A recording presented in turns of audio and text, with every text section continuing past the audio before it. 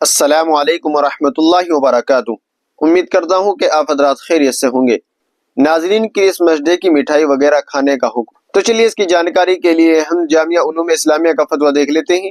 فتویٰ دیکھنے سے پہلے آپ سے چھوٹی سی گزارش ہے، اگر ابھی تک آپ نے ہمارے چینل کو سبسکرائب نہیں کیا ہو تو جلدی سے چینل کو سبسکرائب بھی کر لیجئے گا اور ویڈیو کو پورا دیکھیے گا تاکہ پوری بات سمجھ میں آ جائے۔ تو چلیے فتویٰ دیکھ لیتے ہیں۔ چنانچہ کسی سائن نے جامعہ علوم اسلامیہ سے سوال کیا ہے، کرسمس کے موقع پر اگر کوئی عیسائی کچھ کھانے کی چیزیں دے، مثلا بادام، پستہ اور مٹھائی وغیرہ، تو ان کا کھانا جائز ہے یا نہیں؟ تو چلیے دیکھتے ہیں جامعہ علوم اسلامیہ نے اس کا کیا جواب دیا ہے۔ اس کا جواب آپ اپنی اسکرین پر بھی دیکھ سکتے ہیں۔ بسم اللہ الرحمن الرحیم۔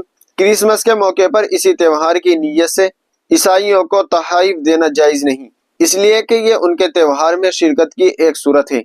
البتہ اگر ان کے تہوار یا تقریب میں شرکت نہ کرے، نہ تہوار کی مبارکباد دے، نہ ہی دل میں اس تہوار کی تعظیم ہو، لیکن کوئی عیسائی کچھ کھانے کی چیزیں دے اور وہ چیز حلال ہو، تو اس کا کھانا فی نفسی حلال ہے۔